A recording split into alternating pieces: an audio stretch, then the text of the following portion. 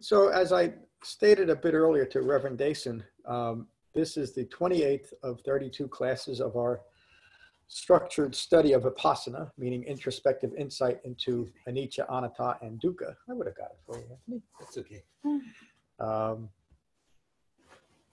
And so the sutta is concluding with the 25th week, I think, the Jhana Sutta. The first 3 quarters of our study increasingly put the focus on where the Dhamma resides within each and every individual. I mean, that's really the whole purpose of using the meditation method the Buddha taught to deepen concentration. We had a great discussion, I think it was last week, that the definition of a well-concentrated mind is also the definition that the Buddha gives to what the quality of an awakened human being, meaning a mind that is resting in calm and peace. And if you just think about that, that makes complete sense. A mind that is not well concentrated is a mind that is distracted. It's not in its body, it's not present for what's occurring right now. The counter to that is the reason why the Buddha taught that single meditation method called jhana, to deepen that concentration and establish calm and peace in this moment.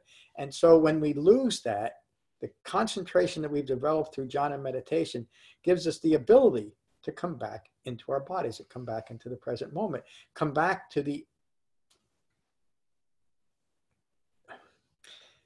only experience we can have of the Dhamma is right here and right now. Remember, we talk about this often, that the Buddha's Dhamma is to be practiced at the point of contact. In fact, we can say that it can only be practiced at the point of contact, meaning where my mind is right now in relation to the world, what's occurring. And if my mind is distracted and rooted in fabrications, what I will be interpreting and feeling are those fabrications rather than the reality of Four Noble Truths. There's a lot that I just said, but it's just trying to bring together the study into now where we're moving in this last quarter is in general what it looks like to actually do this, what an authentic Dhamma practice feels like, looks like, and is experienced by, how it looks to us, and also how it might appear to others. And that doesn't mean that there's not important and significant techniques that we're going to be covering, but we're really looking now about how to apply that well-concentrated mind and the integration of the Eightfold Path in our moment-by-moment life. Is that clear? Are there any questions about what I just said, even though it's a lot? And Reverend and Karen, you can ask any questions, or and if you feel like you need a little bit more explanation about what I'm saying, just let me know, and I'll be happy to do that. So, the Khajjaniya Sutta, and I'm going to read my introduction. I usually don't, but it's just so brilliant that. Oh, it is. I mean, you know, this is right speech too. The Khajjaniya Sutta is a profound teaching. And throw money too. The Khajjaniya Sutta is a profound teaching on the confusion and suffering that follows from clinging to speculative views rooted in ignorance of Four Noble Truths. The Buddha describes the personal experience of ongoing stress and suffering as 5 clinging aggregates. The 5 clinging aggregates are form, feeling, perceptions, mental fabrications, and consciousness. But that consciousness, remember, it's not a cosmic unity type of consciousness. It simply means ongoing thinking rooted in ignorance of Four Noble Truths. And those 5 clinging aggregates are the ongoing personal experience of suffering rooted in ignorance of Four Noble Truths. It simply describes an unawakened human being. In this sutta, the Buddha shows how ignorance is continued by constantly embellishing this present experience of suffering by clinging to any and every thought, word, and idea that distracts from understanding the true nature of what it means to be a person. Remember, we've covered all this. The Buddha's description in the Dhatu-Vibhanga Sutta of what constitutes the person kind of throws a lot of water on the myth of modern Buddhism that there's no such thing as a self, or that the self is empty of any kind of reality. That completely contradicts what the Buddha teaches, as we've learned, and as in many suttas. This is a sutta. The subtitle is Release from Affliction, and notice how the Buddha addresses that. On one occasion, the Buddha was staying at Savatthi. There he addressed those gathered. Friends, any Dhamma practitioner who directs their thinking to past lives are only recollecting one or all of the 5 clinging aggregates. And that is, when I first read that one line, it metaphorically, but almost literally, caused me to fall off my seat. Because up until that point, I was taught that one of the ways, and this is taught almost in every Buddhist tradition, one of the ways that you know that you have awakened is this instant recall of all of your past lives in minute detail. What did the Buddha just say here? And think about it a little bit more. When I'm caught up in my even past lives, even imagined past lives, because that's all they really can be, where's my mind in this moment? In pure speculation and continued eye-making. And it's amazing how many, I used to do these what did I call by Mike? I studied with Michael Harner years ago. I don't know if people know who he is. Soul retrieval. And most of the retrievals, the souls that I retrieved were like kings and princes and queens and major figures. Very rarely did I recall a past life that was somewhat ordinary. There was always something. And when I started looking at even that, we talked a little bit about the dreams and dream interpretation. It's all just eye-making, isn't it? Even the mundane lives that I was hoped to conjure up were troublesome. I was feeding myself the dukkha that was in my own mind and extrapolating it to my imagined past lives. The Buddhist realized that. He studied with teachers that taught the importance of analyzing past lives and jumping into the future and trying to create a future life by manipulating certain things. The Buddha recognized all of that as simply continued eye-making. A mind, you have just directed your mind out of your body, and there's no awakening there. And he says, this isn't the only sutta, he says, if you're stuck in past lives, it's just another expression of the 5 clinging aggregates. So me thinking about my myriad past lives in a mind rooted in ignorance of Four Noble Truths can only perceive the 5 clinging aggregates. Is that clear? Yeah. As the Buddha says. It's a misinterpretation of when the Buddha describes his awakening. He says, I realized all these past lives and what I was and what I wasn't, and that was just it. And well, so that's misinterpreted as this is what you need to do. That's what you need to do. And really, if in the sutta that you're questioning, he's also pointing out that that is all rooted in impermanence. And anything, and as we learned in many suttas, the Buddha says, if it's impermanent, how could it be a self? It's just a fabrication. So I'm not overemphasizing this point because it's so important. Whether we're conjuring up, thinking there's some value in past lives, that's the same thing as being stuck in yesterday or 2 minutes ago. Yeah. It's the same and rooted in ignorance, rooted in the 5 clinging aggregates. If our minds are stuck in the past, we're prone to the suffering of 5 clinging aggregates. That's what he's teaching. Which 5?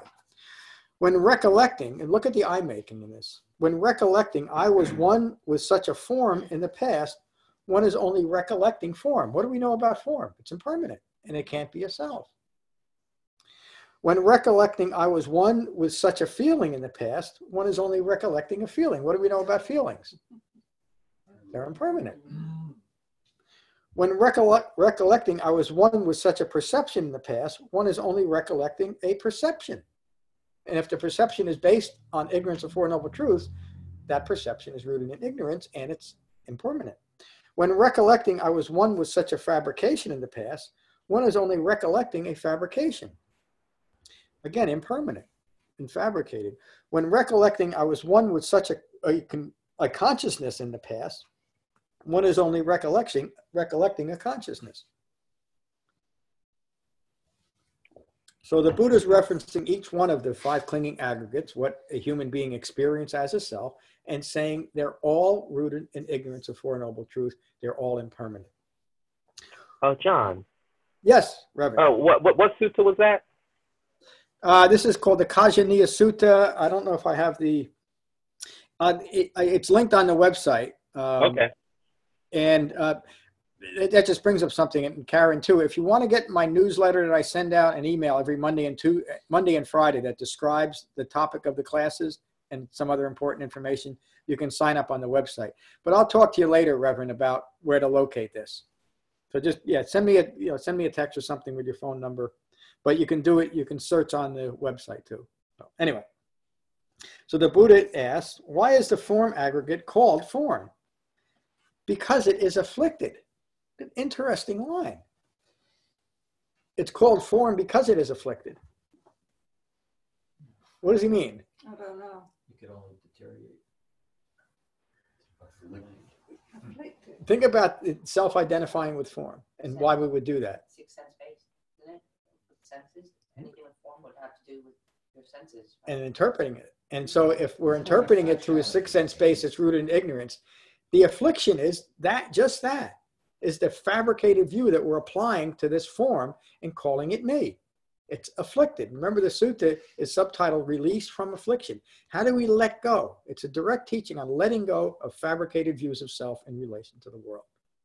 And that relation to the world is reflected in what we call a self, but in a mind rooted in ignorance of Four Noble Truths, that self is the five clinging aggregates. I'm sorry. It sounds a little bit circular, what I'm saying, but what the Buddha is describing is the fabricated personal experience of suffering and how it arises and how we maintain it. So by affliction, he means like being plagued with something? Yeah. And what are we plagued with? We're plagued with ignorance. That's all. I mean, and We're that only sounds. noticing the form because we get, the pains and the aches Right. and the annoyances of things coming in from outside. Yes, and we fabricate very powerful but subtle strategies to continue to ignore our own ignorance. And one of them is how the Buddha, we talked about it last week in the Jiramananda Sutta, how we join with our suffering. We identify with our suffering. And once we do that, we're stuck in it until we recognize what we've done. We've done it to ourselves. Well, Like- we're still attached to that concept. That's what's causing the problem. We're not Yes. attached from it. And that's how we know too. It's one of the aggregates, and we Yep. haven't let go of the aggregate. That's and right. why it's there. And any one of them keeps all five aggregates manifesting. In other words, if it's our consciousness, our ideas that we're enamored with and clinging to, that maintains our stress and suffering. But it's a simple and direct process of recognizing and abandoning this way of thinking, wrong thinking, and it's done through the framework of the Eightfold Path. This is the point of the Dhamma, to go from a wrong view of self to an understanding of what it means to be a human being and have a human life in its environment. It's the most profound, when you think about what this brilliant man did, it's the most profound teaching I've ever come across, and I think the most profound teaching for humankind, because it teaches what it means to be a human being. The Buddha wasn't concerned about what we might be after death or where we might have come from, as referenced here in this sutta and many others. His only concern is how to live a successful human life knowing who we are. And I don't mean successful by gaining things, we might. I mean successful by developing understanding. What could be more important to a human being than to understand who and what it is? Nothing. Can we continue? John, may I have a tissue? Certainly. You can cross it. I'll continue. Oh, sorry. That's okay. Why is it called form? Because it is afflicted. Form is it. Now think about this. If we're identifying with form, with this body, and I'm taking this body extremely personally, then anything that happens, anything that happens that is inherently impersonal, I will make it personal, such as being exposed to. Form is afflicted with cold, heat, hunger, thirst, with sun, bugs, and reptiles.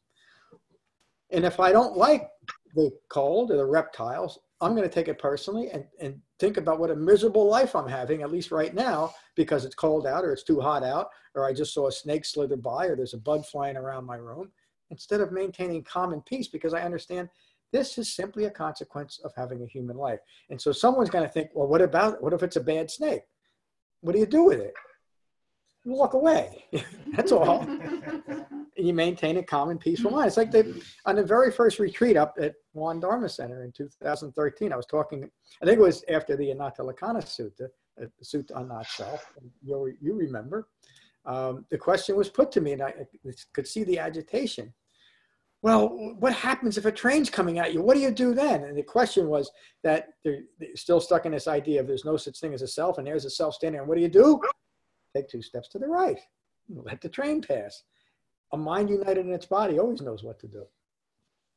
Why is the feeling aggregate called feeling? Because it feels. It feels pleasure, pain, and neither pleasure nor pain. So if a mind rooted in ignorance of Four Noble Truths is reacting to a feeling, it's creating more conditioning towards that feeling, either for more of the situation or the event that caused the feeling, or less of it. Do you see the conditioning in it? And so then when a similar event occurs or a similar situation, a conditioned mind is already reacting before what is ready to unfold in their lives. And we're out of our body because of that conditioned thinking. That's what Khandana referenced when he responded to what the Buddha said in the very first teaching, the Dhammacakkappavattana Sutta. Khandana declared, all conditioned things that arise are subject to cessation. What he was referring to was not just the physical world, but the conditioned thinking in his own mind that he recognized as impermanent. And because it's impermanent, he could let it go. And in that spot, Khandana awakened, understanding that profound nature of impermanence. The Buddha continues, why is a perception aggregate called perception? Because it perceives.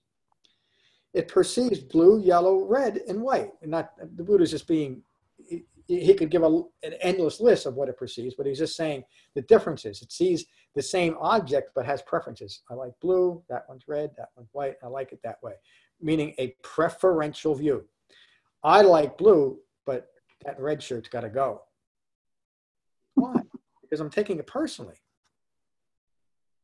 But I did wear this because of the holiday season. Why is the fabrication aggregate called a fabrication? Because it fabricates. It's the nature of a mind rooted in fabrication to continue fabricating.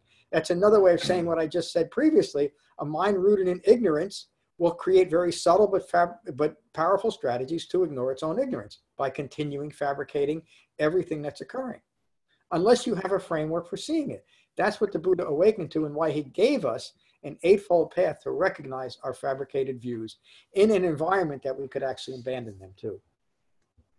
It fabricates what is expected as form, feeling, perceptions, consciousness. What is expected, what it's conditioned to see. It fabricates fabrications. Pardon me? You wrote, it fabricates what is experienced as form, feeling, perception. Yes. You said expected.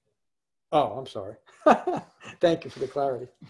Why is the consciousness aggregate called consciousness? Because it cognizes. In other words, it thinks about and it interprets what's occurring, but from a mind rooted in ignorance. So it can only interpret from that ignorant view. There's that thing about, I wish I remembered, I should look it up so I can tell it more clear, about blind people that are touching an elephant and they touch the foot and they say, well, this must be on a rock or something, and they touch a trunk and they say it's a snake. And because they're so focused on their immediate environment and they don't have the context in which to see things.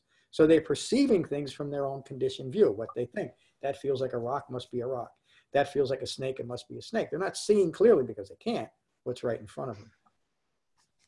Because it cognizes. It cognizes sour, sweet, bitter, pungent, salty, and bland. And it obviously cognizes an endless list of things that occur, and it puts a label on them. Friends, a well-instructed Dhamma practitioner understands, I am now being afflicted by form. We understand what we've done. And remember the Salata Sutta from, was it last Tuesday? What's today, Saturday? Okay. 2 classes a week can build up on you. And the Salata Sutta, we talked about sticking in that second arrow, the second arrow rooted in ignorance, that continues to inflict pain on ourselves. We do it in just this process that Buddha is describing here. I was afflicted in the past, I was afflicted by form. If I delight in future form, meaning future I make, meaning speculating, creating speculative self-establishments in any type of future form, I was afflicted by form. If I delight in future form, I will likewise be afflicted with future form. Remember just a few sentences ago, the Buddha says, chasing after the past is rooted in ignorance. And right here he's saying, chasing after a speculative future existence is also rooted in ignorance, and it's an affliction. So and we've done this, many of the suttas on fabrications, we touch on this, but in a lot of suttas we do. The importance of keeping our mind in our body as far as Dhamma practitioners. We're free to do whatever we want as human beings, but if we want to awaken within the structure that the Buddha taught, we'll stop speculating about where I might be in the future and concern ourselves with what's going on right here, right now. Because right here and right now is the only place that the Buddha's Dhamma exists. If we think we're going to gain something in the future, we're out of the Dhamma and we're out of our minds, literally. But if we understand that the Dhamma practice, the jhana meditation within the framework of the Eightfold Path, is continually bringing us back in our bodies and establishing peace and calm here and now, the whole point. When I talked about the 25 classes that resulted in the Jhana Sutta, that's what that sutta reflected, didn't it? Well, if you can remember it, we got to go through a lot. And now we're talking about what it looks like. Understanding. The wise Dhamma practitioner becomes disenchanted with past and future form. I'll stop. I was going to comment more about that because it was such a big part of my early Buddhist practice that I needed to be concerned about the past, and I needed to always be focused on what I'm developing and where I'm going in the future. And that whole 20-year experience, my own practice kept me out of my body. And I'm not blaming anybody or anything. That was my choice to continue. But I couldn't understand why I was still agitated and frustrated and confused after all those years and all those efforts. Why? Because all of the efforts I was putting in was taking my mind out of my body continually. It could have been called a second hour practice, because that's literally what I was doing. It was. I mean, and I was doing it myself. I was insisting that my Dhamma practice provide the second hour continually, and it did. They are now practicing the Dhamma to become disenchanted and dispassionate with present form. They are now practicing the Dhamma to develop cessation from clinging to present form. Furthermore, the well-instructed Dhamma practitioner understands. They understand the cause of their suffering. They understand, I am now being afflicted by feelings, by perceptions, by fabrications, and by consciousness. Being afflicted by the very same wrong views of self. So that allows you to be aware of all these, but not attached. By not, and yeah, seeing all of these things that we've created, this passion. I want to read that line again because I didn't complete it. I am now being afflicted by feelings, by perceptions, by fabrications, and by consciousness.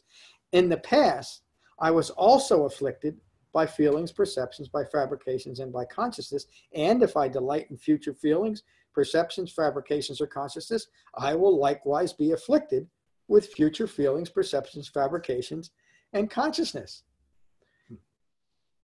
Who would want to pull all that onto themselves? But we do. And how do we do it? By wrong views. In the present moment, most human beings are stuck in the past and in the future and not here. That's what the Buddha awakened to. Remember in the Gara Sutta, he described just that process. That he realized, and these weren't his exact words, when you read the sutta, he realized up until that point, he had spent 35 years not living in his body, always living in a fabricated, abstract view of what human life should be, rather than actually living a human life. And that one understanding brought his mind back into his body and allowed him to teach these teachings that are still as skillfully effective as they were now, as they were 2,600 years ago. Understand, this word disenchanted is so important too. Most people don't want the idea that I should become disenchanted with form. But if you look at the word disenchantment, what it means I am no longer enchanted by my own views of self. And what does enchantment mean? Enchantment is a word that references magic, doesn't it? I've performed a magic trick on myself. I've enchanted myself. I'm my own enchanter. There's a line in the book, The Truth of Happiness, another brilliant line that says it's a magic trick and we're playing on ourselves. We don't realize it. But that's what humanity does. We constantly are engaged in this magical view rooted in that initial wrong view. And it's just likely we're going to create continued magical and mystical establishments of a self because our mind is rooted in a fake type of magic. This self-creation all the time in a fabricated way. Understanding they become disenchanted with past and future feelings, perceptions, fabrications, and consciousness. That one line describes a human being who has united their mind and their body. They are now, once that is done, that's my little comment right there, they are now practicing the Dhamma to become disenchanted and dispassionate with present feelings, perceptions, fabrications, and consciousness. Once we get to the point where we're stopping or abandoning the distraction of past and future self-establishments, that wise Dhamma practitioner is now practicing the Dhamma to become disenchanted and dispassionate with present feelings, perceptions, fabrications, and consciousness. We first have to get our minds out of the past and the future if we hope to practice the Dhamma. And now we can deal with what's occurring presently, with present feelings, perceptions, etc. John. Yes, Reverend. Yeah, I had a, and I'm not a reverend anymore. Just to let you know, I don't know if you knew, I left the order. I did. I'm just yes, but I'm so used to calling you Reverend. So. Oh, no problem. Okay, I'll take it as an affectionate term. You know, there's something that you're talking about that kind of hits me a little bit. You know, this I that knows that it's being afflicted by form, sensations, perceptions, consciousness, so forth. Yes. There's something in the Khajjaniya Sutta that talks about consciousness without feature, without end, luminous all around. Is this what you're kind of referring to once you become aware of the afflictions that you're going on? You're not being followed by your conditioning.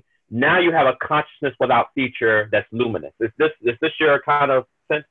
Yes, thank you. That's exactly it. And what a beautiful description of a human mind that is free from all affliction, all conditioned thinking, luminous. And that's what it is. Thank you. That's exactly what it is. And so if we're stuck in magical and mystical views, we'll see that just that one line in a completely different way, won't we? We won't be able to reflect it upon our own luminous mind. Because the only way to have that type of mind is to be present for it, or we wouldn't know it, would we? In other words, that luminous mind that I almost called you Reverend again. I probably will times until I get over it. That luminous mind that Dason was just describing is an awakened human mind. It's the condition free of conditioning that we develop when we let go of all fabricated views. It certainly doesn't mean that we've let go of any view, but we're not limiting the view by clinging it to a thought. The consciousness is pure. And so each and every moment that occurs, this is from the Vipassana Sutta, and many other suttas refer to this too. We gain the ability to think what we want to think when we want to think it, which simply means that our minds are supple enough to simply be present. And that makes each and every moment of human life meaningful and significant in and of itself. Remember the other sutras where the Buddha references that line, in and of itself, because we're simply present. We don't have to grasp after something that's meaningful, meaning for some it might be the next great relationship or the next big job or the next Maserati or the next piece of chocolate cake. All of those are things that we decide we need to be happy and safe and secure, whatever it is in the world. Those are all fabrications because we don't need anything except a calm, peaceful mind rooted in understanding. And then as life occurs, we address it in a meaningful and mindful way as well. The only way we can live our lives is to be here for it. I mean, that makes sense, doesn't it? But if our minds are outside of our body, meaning in the past or in the future or a speculative existence, we're not here. We might be functioning, but we're not going to be functioning well. And as we looked at in the Salata Sutta, we'll always be sticking that second arrow inadvertently. Thank you, Dason. They are now practicing the Dhamma to develop cessation from clinging to present feelings, perceptions, fabrications, and consciousness. I only said that 4 times, but to make the point. What do you think, friends? Is form permanent or impermanent? Are feeling, perceptions, fabrications, consciousness permanent or impermanent? Well, great teacher, they are all impermanent. And is that which is impermanent easeful or stressful? What is impermanent is always stressful, great teacher. Friends, it is fitting to self-identify, Friends, is it fitting to self-identify with what is impermanent and stressful and always subject to change and uncertainty as this is me, this is mine, this is what I am? Great teacher, it is not fitting to self-identify with what is impermanent and stressful and always subject to change and uncertainty as this is me, this is mine, this is what I am. Again, last week, the Bahia Sutta, when he finally told Bahia, when for you there is no you here, there, or anywhere in between, then and only then are you awakened. when there's no longer any self-establishment, this is the same thing that the Buddha is saying. When we have ceased establishing ourselves in a fabricated way by saying, this is me, this is mine, by self-identifying, by joining with our stress and suffering, we're stuck in it by recognizing that the same situation within the same environment, within the same body, within the same mind, can go from that fabricated, ignorant view to an awakened human being, always resting in peace and equanimity by simply developing the Dhamma. It's not something that's impossible. In fact, the Buddha says it over and over again. The only limitation to developing awakening is disregarding the truth, meaning the Four Noble Truths. Friends, it is known by the wise that any form whatsoever that is past, present, or future, any form that is internal or external. External is a reference to a speculative, non-physical existence. Any form that is obvious or subtle, any form that is common or sublime, any form near or far, should always be seen to right view as this is not me, this is not mine, this is not what I am. So anytime we find our minds stuck in the past or thinking about the future, whether it's a mystical self-establishment or what's going to happen tomorrow at work, remind ourselves, this is not me, this is not mine, this is not myself. Because no matter how disrupting the situation that has our attention is, it'll always be resolved by that one simple recognition. Wait a minute, this is not me, this is not mine, this is not myself, because it can't be. Things only become me when I attach myself to them. When I don't, I am free and I'm at peace. I'm not subject to the vagaries of the ever-changing world because I'm not attached to it anymore. Is that clear to everyone? Mhm. Yes. And it's just that simple. And I'm not implying that it's easy and that we should all get this like Kandana with just hearing a couple of words of the Buddha. But the Buddha is saying this is possible. This is what I teach. This is for each and every human being to do this in this lifetime. The Buddha didn't teach any Dhamma that was to be developed in the future. Right here, right now, we can awaken. And we are. I mean, it's remarkable what's occurring. We talk about this a lot. But the significant understanding that you've all developed is remarkable. Yeah, continue. Oh, John. Yes. I don't know. Here's something that's always been a kind of a nuance for me. You know, this thing of, as you say, you know, when it comes to form, this is not me, this is not mine, this is not who I am, right? Yep. And then when I came across the sutta that talks about, you know, I am the owner of my actions, I am heir to my actions, I'm born of my actions, radiate through my actions are my arbitrator. What I do for good or evil, I will fall heir to. It's interesting because there is this aspect, like you say, the Anatta Sutta, the not self sutta. There's that not selfing kind of way, but then the Buddha uses selfing in a particular way too. He's like, you know, he uses eyeing, but it's not in the sense of an inherent existence, identity. It's actions and consequences, and how I will be heir to them. So for me, it took me a little while because I was always in the not selfing, emptiness of self. No eyeing, using I is bad, you know, but as I came across the sutta, oh, that's a partial view. There is a use of using I, just use it correctly when it's needed to be used, not incorrectly. But what's your view of that, John? Jason, you got to keep joining us. It's such an important, my view, I think it's the Buddha's view, is that we're human beings and we're living a human life, and there is a self here, there is an I. And so it has to be in context. When the Buddha is talking about that, and in the reference to karma, there is an awakened human being that develops. And that's me, but it's a me without self-identification to the form, the feelings that arise, the perceptions, the fabrications, and the consciousness. So, and there's some articles on karma and rebirth, and I'll be teaching this, I think, in about 7 weeks. Karma, as the Buddha teaches karma, means the present moment unfolding of past intentional actions moderated by the present level of what I'm holding in mind right now, present level of mindfulness. And if what I'm holding in mind right now is framed by the Eightfold Path, then the pattern responses that would normally come up from past behavior are simply seen from that point of view of right view, and they don't create any type of distraction. And that's the resolution. As opposed, Buddha used the term karma because it was a common term during his time. But like even Anatta or Anicca, he used them in completely uncommon and you could say contradictory ways. So he used the word karma simply to relate to other people that expected a teaching on that, but in these completely uncommon ways to mean just that. So there's many, many suttas, and the sutta with Angulimala comes to mind. Angulimala, she didn't tell the story, but it makes the point. Angulimala was the murderer, and Angulimala murder was how he was known.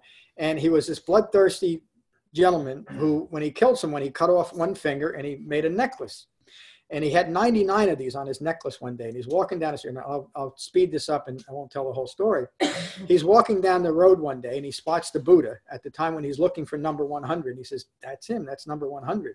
And so he's approaching the Buddha, and there's a long story about he can't quite get to the Buddha, but finally they meet up. The Buddha gives him a brief teaching. Angulimala awakens on the spot, and he never harmed another soul. And so what the sutta teaches, and King Ashoka, I won't get into the whole story, is another good example of that, is a person who had killed 99 human beings in the most bloodthirsty way, didn't have to suffer 99 deaths of himself in the same hands, by the same manner, I should say, in order to balance the scales. All he had to do was recognize the truth of himself in relation to the world, and he awakened. So the karma is not some grand cosmic system of reward and punishment. Well, I don't want to get too deep into it, but that's not how the Buddha taught karma. It's the way you just see it, Jason. So thank you again for bringing that up. It's so important. If that wasn't true, if all of my past actions can't be resolved in this moment, then none of the Buddha's Dhamma makes sense. It's completely nonsense. But of course, he teaches just the opposite.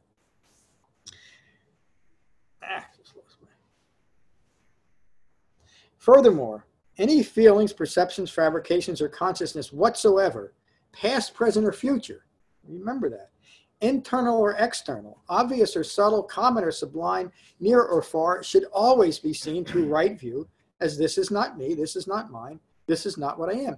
Anytime our mind is out of our body, stuck in the past or the future, this is not me, this is not mine, this is not what I am. Think of the brilliance of that. How could it be? Because the past or the future is just an imagination, isn't it? It's a fabricated view. This, friends, is called a Dhamma practitioner who diminishes rather than embellishes. What a beautiful line. Diminishes what? Diminishes I-making rather than embellishing I-making. Diminishes ignorance rather than embellishing further ignorance.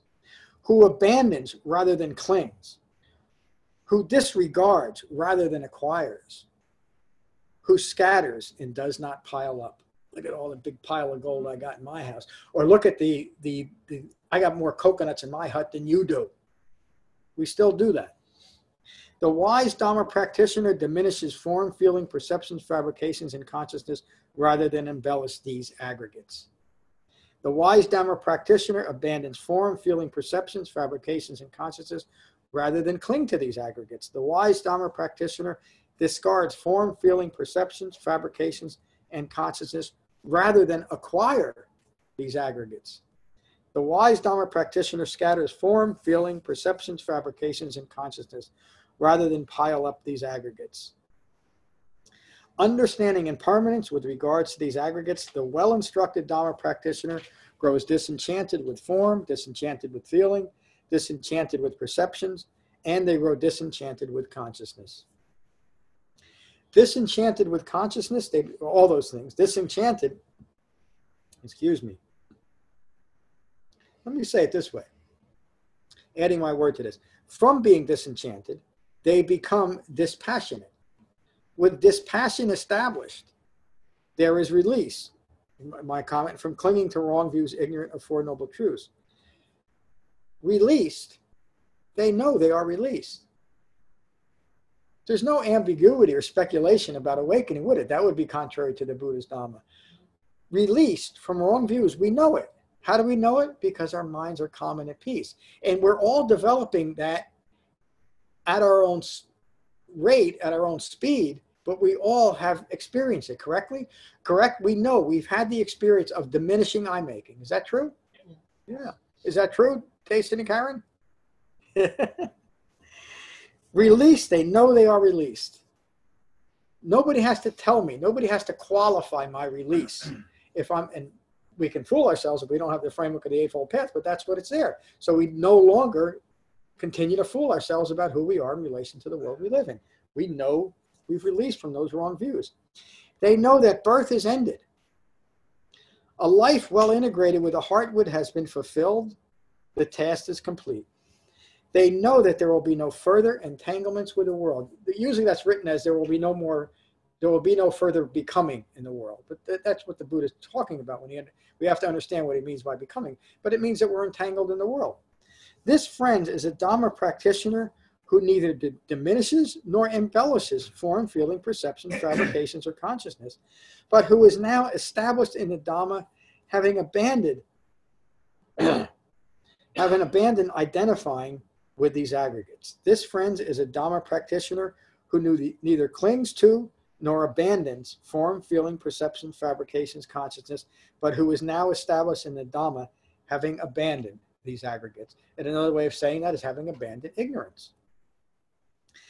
This friend is a Dhamma practitioner who neither acquires nor discards form, feeling, perceptions, fabrications, or consciousness, but who is now established in the Dhamma, having discarded these aggregates. And that's just the right word for it. We discard something that is no longer useful for us. But if there's an interesting metaphor, if you think about that, if you know anybody who's a hoarder, or you may be one yourself, that's clinging to stuff, isn't it? And this stuff just builds up around us. Our minds do the same thing. And we get to the point where there's simply no more room until we quiet it down and create just a little bit of space. And that little bit of space is for the beginning of right view and Dhamma practice. And it's done intentionally. It's by hearing the Dhamma and then sitting down and taking to the right practice. Mary? It occurs to me about, like, this was a really meaningful sutta to me, even though I'm sure I've heard it many times before.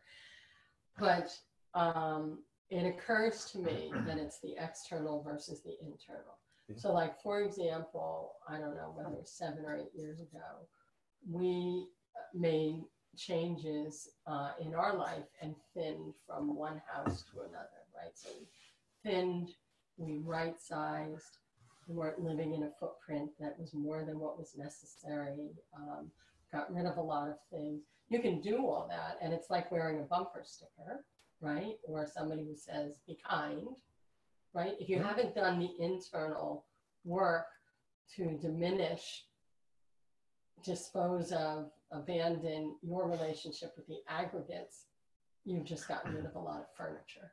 Yep. That's You're right. on your way, Yeah. Right. not taken But away you can from still be clinging just as hard to what your you have aggregates, left. Yeah. right? Yeah. Big Yeah, and if you hadn't made any big change, just in a practice, if you're a hoarder and you got rid of all your stuff, but you haven't changed anything, you're likely going to fill your house up again. it's going to show up. The same thing with this. You might have a technique. Many meditation techniques will initially bring calm and peace, but if you don't do the underlying work, it's not just Right. meditation, as we know. Right. You're going to fill your head up again with a lot of stuff, and because you don't have the framework for recognizing and abandoning the stuff that you're passionate about, becoming disenchanted with stuff, and simply just being present with life as life occurs. Great sutta. This friend is a Dhamma practitioner who neither piles up nor scatters form, feeling, perceptions. And just a comment on that. What the Buddha is referring to are two types of human beings: those that continue grasping and clinging out of false views and maintaining the self in that way, as opposed to someone who is constantly denigrating themselves. And what the Buddha says, and scatters their form, meaning we're so full of self-loathing that we don't even manifest a real self in the world because of that self-loathing or self-hatred. I've been writing an article on self-loathing for 2.5 years now, and I can't quite get it right if I can, because that's really the essence of why the motivating factor to do anything and be anything other than self is self-loathing. We think that we're not good enough. We think that something has to be added to me, or I need to acquire something in order to live in the world, to function as a human being. And that first debilitating thought leads to one thought after another of, I need to be different, or I need something to be different. And the Buddha says nothing can be different than what's occurring right now. And that's the understanding of an awakened human being. It's simply being at peace with what's occurring. Can you finish the sutta? This, friends, is a Dhamma practitioner who neither piles up nor scatters form, feeling, perceptions, fabrications, or consciousness, but who is now established in the Dhamma, having scattered these aggregates. Friends, I declare it is from diminishing, abandoning, discarding, and scattering these aggregates that one is established in the Dhamma, a wise Dhamma practitioner free of affliction. Friends, one who has released their mind from all wrong views is never afflicted again by speculation. This one is established in right view. It's the end of the sutta. It's so interesting how the Buddha concludes this one sutta, free of any speculation. We should just stop playing those games with ourselves. In a very true sense, we finally get to the point where we just leave ourselves alone, meaning we leave ourselves as we are. Imagine being that. We are developing that, free of embellishment. So, let's go online first and see. Ladies first. Karen, what do you have to say? How are you? Good. Any questions or comments? Well, I think I'm just going to listen to what everybody else has to share. Thank you. Thank you. I will too. Jason, how about you? Thank you for all your comments this morning. Oh yeah, it's wonderful. So it's such a clear and unmystical, pragmatic teaching. And yeah, as I think me and you have a similar journey, coming from the Mahayana tradition, and not to talk about it too much. No. It's just that I too went over a self journey of getting to a where the Buddha is a very pragmatic, almost even mundane in the best sense. Yeah.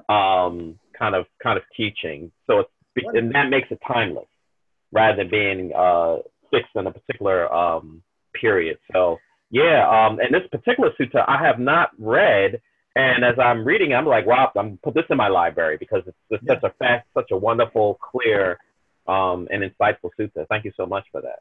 No, thank you for joining. I'm not sure, but I think this sutta is in Becoming Buddha, but I'm not absolutely certain. I did give you that book. What again? And did I give you the book Becoming Buddha? No. Well, you gave me a digital copy, but I also found it online. That's fine. Okay. Well, if you want a copy, just give me your address and I'll send you one. But okay. All right. And I already said that already. So thank you. Anthony. Good morning. Good morning. It was a wonderful, insightful sutta. I had my own experience with making this week, and I find it really interesting, like how after so many years of practicing, you can have this great insight on a topic that you've covered so many times. But I was sitting there meditating, and I realized that I couldn't stop my thoughts, and I was getting aggravated at myself for not being able to stop my thoughts. And then I realized that the fact that I can't stop my thoughts is a lesson in I-making, and I mean, is a lesson in the not-self, because it shows that my thoughts are not myself. I can't stop them. They come and go. And so I thought, and then I thought about it more, and I said, well, who's the me that realizes they can't stop their thoughts? And how are they my thoughts if I can't control them, if they're coming and going? And I just thought it was like a really interesting lesson in the not self that I had just in that profound moment on the cushion. Yeah, that is profound. The Buddha says, if you have no control over it, how can it be you? Yeah. And think about it. I mean, it's just obvious, except we don't realize it. I will, not a criticism, but you know this. It's just the words you're using. But the Buddha doesn't teach meditation to stop our thoughts. It's impossible to do. But I could talk you all into thinking that you're in it, but that's a trance-like state. The Buddha didn't teach meditation to develop a trance, which is anything outside of your body, by the way, is a trance. He taught to simply not be distracted by your thoughts. That's a big difference. Yeah. That's a well-concentrated mind that the thoughts are always flowing through. If we're alive as human beings, the thought process is necessary, but a person that is enchanted with themselves are attached to those thoughts. So thoughts become a distraction. But a human being who's awakened and not enchanted with their thoughts, not attached to their thoughts, the thoughts just flow, much like we don't think about our heart pumping blood every moment of our lives, yet it does so. In fact, if we think too much about it, we might give ourselves a heart attack. We don't have to think about our thoughts to keep our thoughts going. They'll naturally be flowing. And when, as an awakened human being, we'll, like it says in the Vipassana Sutta, we'll simply be able to think what we want to think when we want to think it, when it's appropriate. And I Great think point. that the fact that I could recognize that I can't control my thoughts is just shows that I understand the not self. Yes. Yes. And also demonstrates impermanence, because they come and go, and I can't, they're not permanent. Yeah, and even the instructions that the Buddha gives in many suttas, including the Satipatthana Sutta, notice that feelings arise and pass away. He doesn't say do anything with those feelings. He doesn't say to block them out or not have any feelings, because in his brains he understands that's impossible. And in fact, it's not even that it's impossible, it's not desirable. Because the Dhamma practice teaches us that my feelings are impermanent. I don't need to be distracted by them or grasp after them. And he says, do the same thing with your thoughts. When a thought arises, let it arise. Or even a thought construct, a series of thoughts. We find in our meditation, wow, I just came back. I must have been thinking about this for 10 minutes. So what? Come back to the sensation of breathing. That's meditation. That's meditation. Because even if you find yourself caught up in thoughts for 10 minutes of your 20-minute meditation session, whatever it might be, and you come back to your breath, that doesn't mean it was a wasted session. It means it was exactly what it should have been. You're deepening your concentration. Thank you so much. Lorna. Just absolutely marvelous sutta. Yeah. I mean, just it's so well, it's not overwhelming, but it's so remarkable that it's almost overwhelming that you just can't talk about it, sort of thing. You just can't formulate a one view to sort of talk about one thing, because it's just completely the description of what goes on in our minds. And the sutta started with I can't remember your exact words, but he said that recalling Past lives. Recalling form is just that. It's just a recalling of form, and you're recalling feelings, recalling perception, mental fabrications, conscious.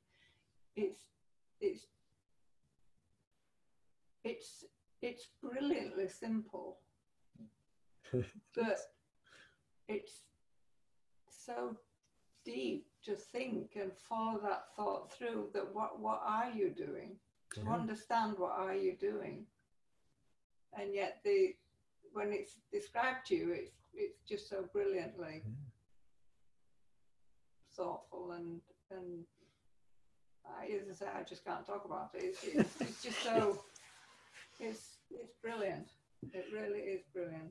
And he must have been such a compassionate man. Yeah. He's just a wonderful, wonderful guy. Compassion married with wisdom, or informed by wisdom. It's thank you. And I think you all see now how this sutta, and all the suttas, but it really is a culmination of the previous 27 weeks. I mean, you can see all that we've learned in the past, 4 months, is that right? Are contained here. This is what it looks like. We let go of any speculation, whether it's about past lives or future lives, or 1 minute ago, or what's going to happen tomorrow. We learn how to unite a mind and its body and keep it there. Thank you. Good morning, Ram. Good morning, John. The overall sutta is just right to the point, and it tackles something that gets a lot of people distracted, this past life stuff, and being afraid of the future, or looking forward to the future. I got a little hung up when I was first reading it, and just the translation and the language of it. But once I get past that, it's just very much to the point, very important sutta. Yeah. I'm glad you covered it. Thank you. Good morning, Tim. Good morning, everybody. Very complex sutta, as far as I am concerned, because as Lorna was alluding to, talk for hours on every section.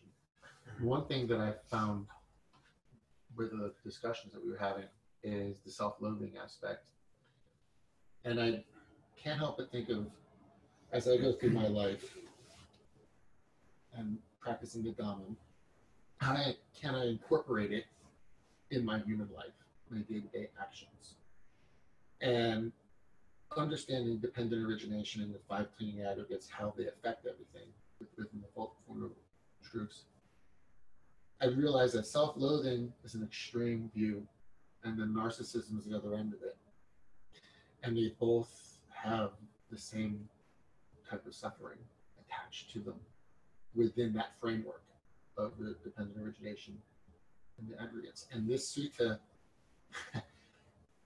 I have to really read it again and again. I mean, it's almost like I can't even comment on it, because it attaches itself on all the aggregates, Yep, on how the responses are. And it is overwhelming right now, because the self, the clinging on to these views, doesn't want to let go. It's resisting.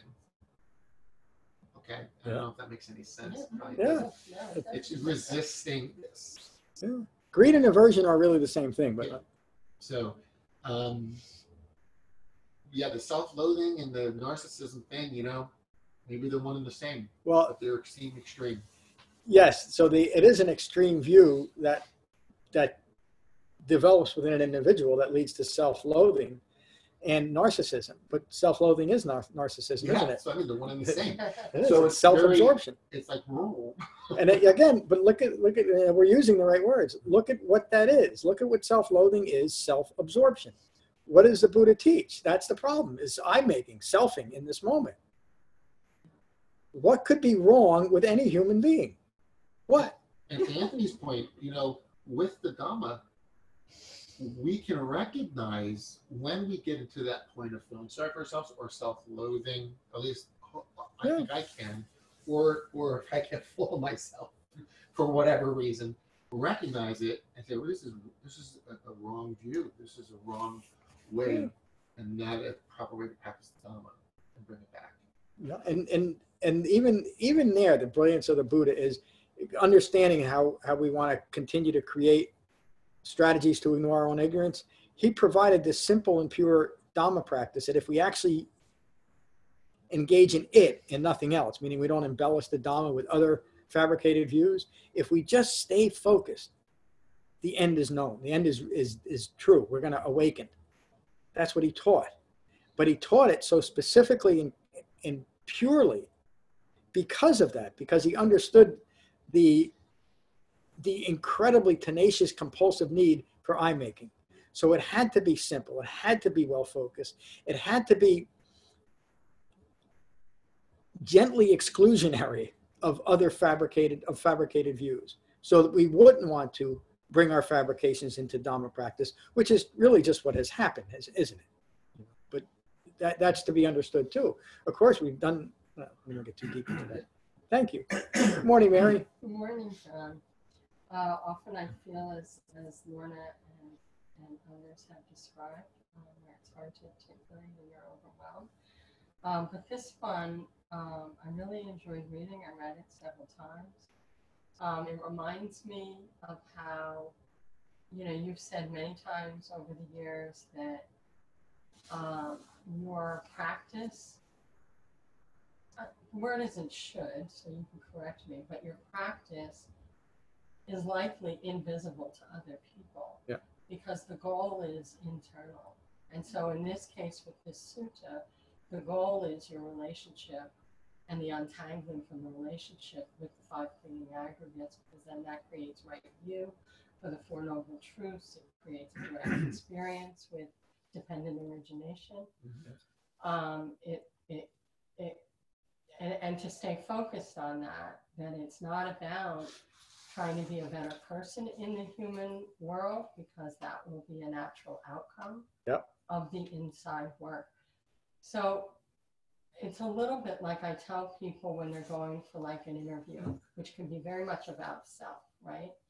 make sure I do well. I don't want to be rejected, whatever. I often tell them, your job isn't to, going into the interview, it's not about getting the job. That's not the goal. The goal is to nail the interview.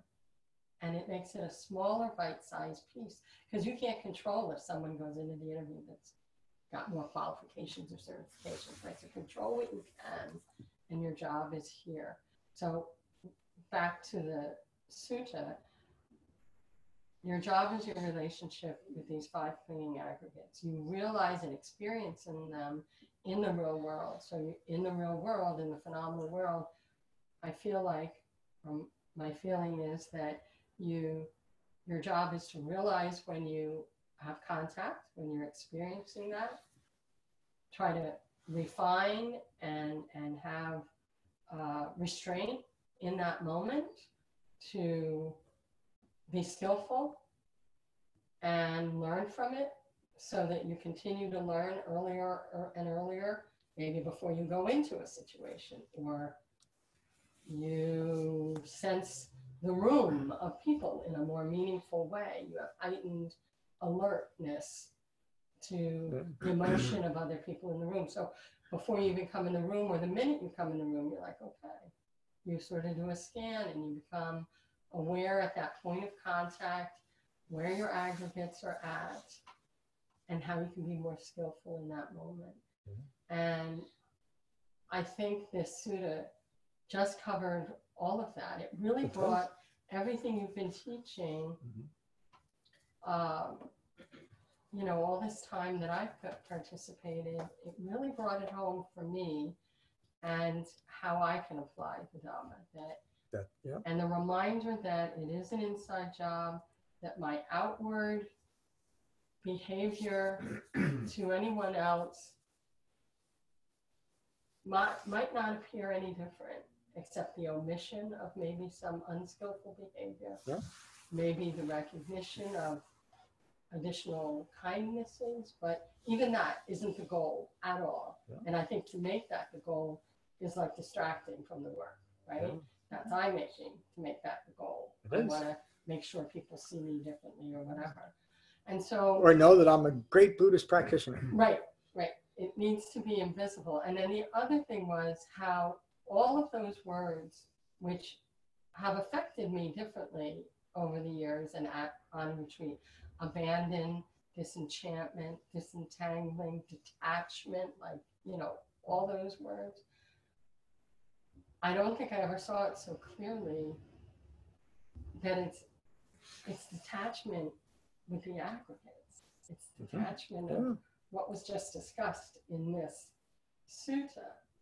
It's not detachment from the world or other people or things you don't like or situations. It goes back to, it's an inside job. And that I can do. That I can work on. Thank you, Jeff. Thank you, Mary. That was really what you said. So there's 2 things that I want to comment on. You said a lot. And Dason said it too.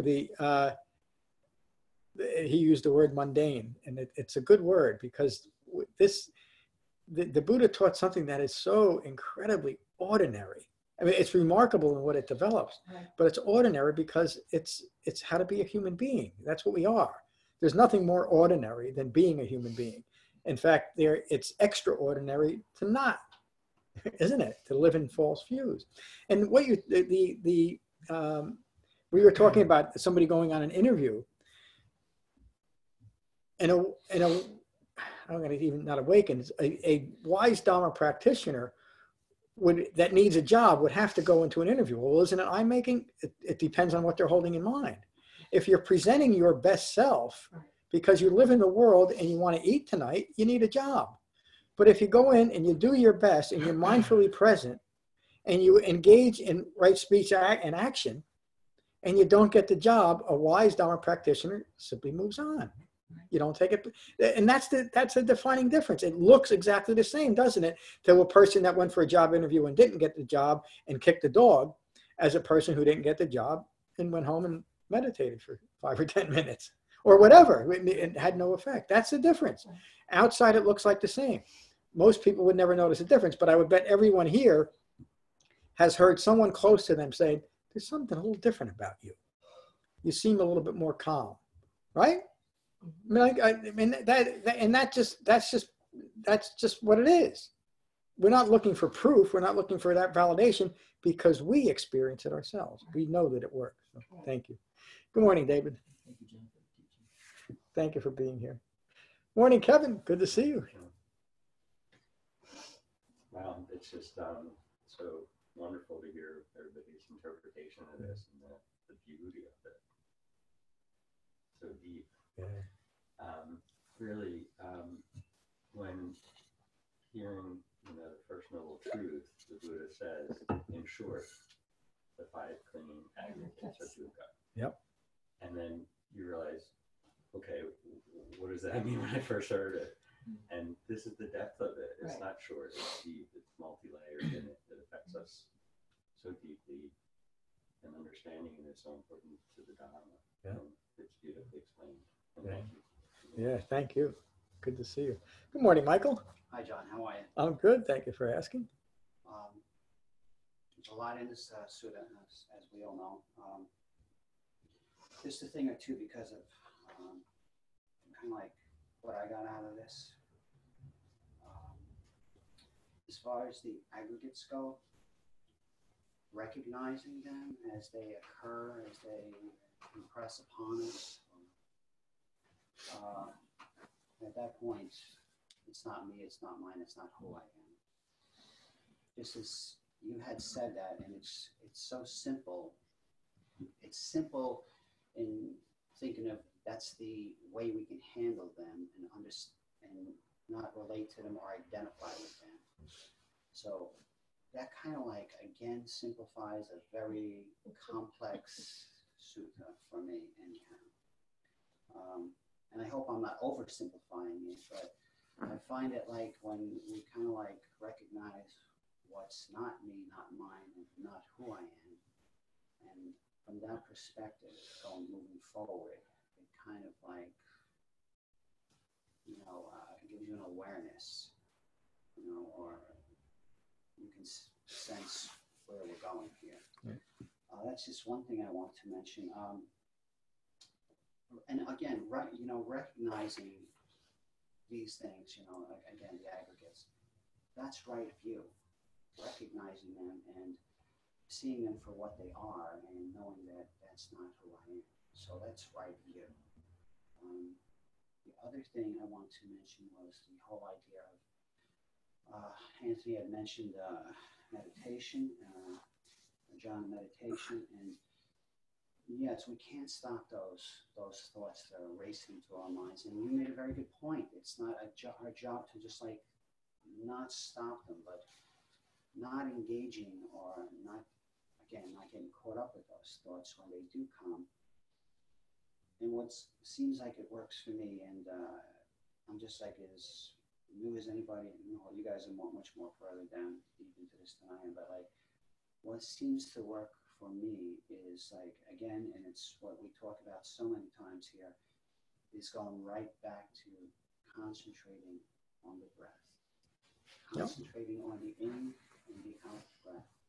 And anytime I find something come into my field and just like these thoughts, which we all have, I just go right back to that breath. And I concentrate on that breath.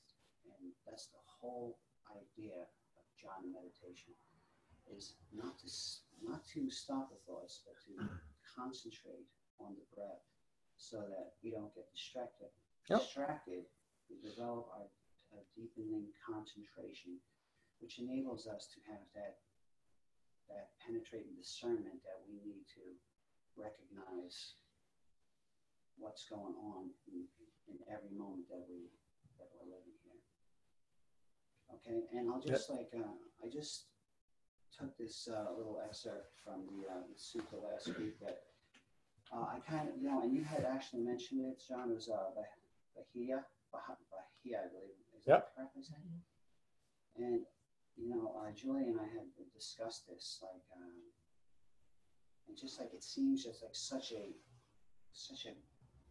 powerful little statement. Yeah, profound, yes. And I just wanted to read it again. So, and it seems to be in line with what we're doing here today. And, you know, because I can see it, like a lot of us have the same feelings and thoughts and, you know, and have which way direction to go in from here, okay, as we deepen our understanding of Dhamma. And I'm just going to read a portion of it, okay? And Sure. it was when the he came to the Buddha and, you know, very rudely interrupted him and said, hey, you know, I need to, you know, talk to you because what happens if one of us pass away or whatever, get hit, you know, run over by a cow or whatever. So this is what the portion that I really like was, and I'm going to read this maybe almost every day, you know, but it seems like it helps me, and this is the way it goes. This is how you should train yourself when for you there is in what is seen only the seen, in what is heard only the heard, in what is sensed only the sensed, and in what is cognized only the cognized. Then Bahia, there is no you in connection with what is seen, heard, sensed, or cognized. There is no you there. When there is no you there, you are neither here nor there nor anywhere in between. This and only this is the end of stress and unhappiness. And that's the Dhamma right there. Yep. It's such a nice little, I just felt like yeah, that's probably, thank you. The Bahia Sutta is probably one of the ones that I teach the most because of that, because it's just simple and direct. So. Just love that point.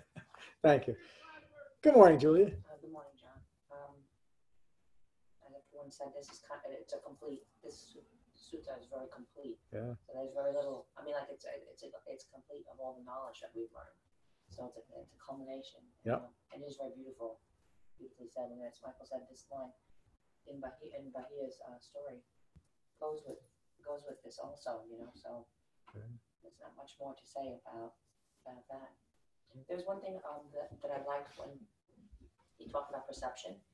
When he said the colors, they were not random colors. Those are the colors of the pure essence of color that comes into our vision and how we perceive the world. So if we like broke it down to just those three colors, that's just the primary colors, and everything else is a blend of that with white or dark. Yeah. And so I thought how perfect he even said perception was, that he actually interpreted just the pure essence of it. Yeah. So Wow. the way he's, you know, I know like maybe most of us thought, oh, it's just random colors, but no, those were just the primaries with white. So that's the spectrum of light that comes into our hearts. Yeah. I think that he's a beautiful way of saying everything. Even such a simple thing like perceiving the world. Thank you. It is remarkable. I was talking to David earlier, and I feel like this. Laura and I talked about it. The more we understand these teachings, the more human the Buddha becomes to us, doesn't he? We realize he wasn't some distant God who came down here somehow through magical or mystical means. He was an actual human being who suffered just like every other human being and understood the nature of his own contributions to that suffering. That's what he taught. And he taught us a simple and direct, though not easy for most of us, but a simple and direct way to do exactly the same thing. To live in the world while maintaining a calm and peaceful mind because we understand who we are in relation to the world. This sutta does a great job of bringing that all together, doesn't it? Remarkable sutta. Our Sangha dinner is next Thursday night, December 12th at 7 o'clock at Bamboo House. Jason, if you can get it down here, you can join us. So, the price says this on the website, but for the dinner, is it like is it just is it a buffet or how? Oh, we can just order from the menu. Order from the menu. Okay. Yeah, and everyone, like family and friends, are welcome. So if you're going to bring more than just yourself, let me know. But I think we have plenty of room. There's a new addition to Bamboo House, and Kara says that it'll fit 35 people. So how does that should work, be okay. John? Are we just like going to bring the check for a certain amount of money, or are we just dividing up the bill? I think just divide up the bill, but I don't know. It can get complicated. Let's just divide. I already asked it. Karen. We're all gonna have separate checks. Yeah, dividing up the bills That's is a lot fine. easier. Yeah, let's kind of just plan on doing that. And if somebody doesn't want to do that, that's okay too. Per table and Yeah. a little bit simple, because otherwise. Yeah, I don't think we're going to end up in any kind of fisticuffs over the bill. That would be very enlightened. We have Mary here, who's very experienced in divvying up the I bills. do the bill every dinner before Dhamma class. Yeah. Well, okay, great class. We'll finish as we always do with metta. So again, find your relaxed meditative posture. Just take a moment to become mindful of your in-breath and your out-breath. And these are the Buddha's words on metta from the Khajjaniya Sutta. This is what should be done by one who is skilled in goodness and who knows the path of peace. Let them be able and upright, straightforward and gentle in speech, humble and not conceited, contented and easily satisfied, unburdened with duties and frugal in their ways, peaceful and calm and wise and skillful, not proud or demanding in nature. Let them not do the slightest thing that the wise would later reprove. Wishing, in gladness and in safety, may all beings be at ease. Whatever living beings there may be, whether they are weak or strong, omitting none, the great or the mighty, medium, short, or small, the seen and the unseen, those living near and far away, those born and to be born, may all beings be at ease. Let none deceive another or despise any being in any state. Let none through anger or ill will wish harm upon another. Even as a mother protects with her life her child, her only child, so with a boundless heart should one cherish all living beings. Radiating kindness over the entire world, spreading upwards to the skies and downwards to the depths, outwards and unbounded, freed from hatred and ill will. Whether standing or walking, seated or lying down, free from drowsiness, one should sustain this recollection. This is said to be the sublime abiding. By not holding to fixed views, the pure-hearted one, having clarity of vision, being freed from all sense desires, is not born again into this world. Thank you all for a wonderful class this morning. Peace. Thank you, John. Thank you, Reverend Dason. I'll talk to you soon.